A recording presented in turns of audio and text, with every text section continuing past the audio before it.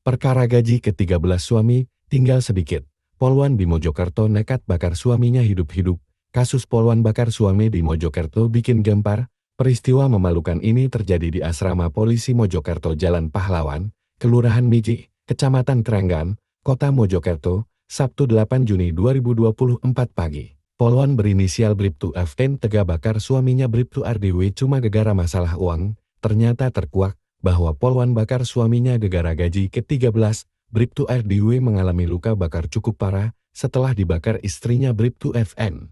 Kapolres Mojokerto AKBP Daniel S. Marunduri turun tangan untuk menyelidiki kasus ini. Berdasarkan keterangan yang dirilis Polres Mojokerto, polwan Bribtu Fn marah ketika mengetahui gaji ke-13 suaminya tinggal Rp800.000.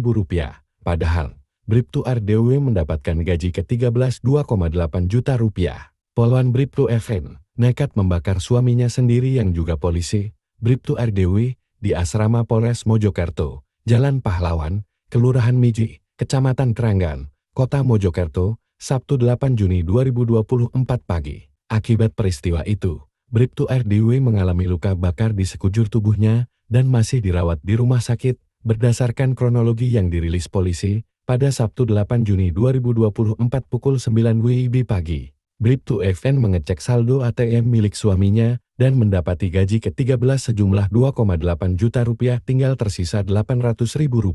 Setelah itu ia menghubungi suaminya untuk mengonfirmasi dan meminta korban segera pulang. Sebelum pulang, Fn membeli bensin terlebih dahulu dan memasukkannya ke botol air mineral. Sesampainya di rumah, botol berisi bensin itu diletakkan di atas lemari di teras rumahnya. Fn juga sempat mengancam RDW dengan mengirim foto bensinnya dan memfoto botol itu. Setelah itu dikirimkan ke WA korban agar segera pulang.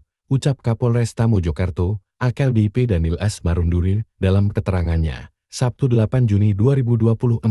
Fn lalu meminta ART mereka, Marfuad, membawa ketiga anaknya bermain di luar. Lalu pada pukul 10.30 WIB, tak lama RDW pulang dan langsung diajak masuk ke dalam rumah. Pintu pun dikunci dari dalam. RDW lalu diminta mengganti bajunya dengan kaos lengan pendek dan celana pendek.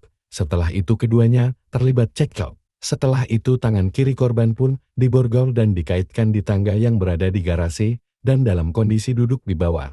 Korban pun langsung disiram menggunakan bensin yang sudah disiapkan oleh terduga pelaku di sekujur tubuhnya dan korban hanya diam saja, terang Daniel. Setelah itu terduga pelaku menyalakan korek dan membakar tisu yang dipegang menggunakan tangan kanan sambil berkata ini lo yang lihatan iki, namun korban diam saja. Lanjutnya, nahas api yang membakar tisu itu menyambar tangan Fn dan menjalar ke tubuh RDW yang berlumuran bensin. Korban pun berteriak minta tolong dan berusaha menyelamatkan diri keluar. Namun tak bisa karena terhalang mobil dan tangannya terborgol ke tangga lipat.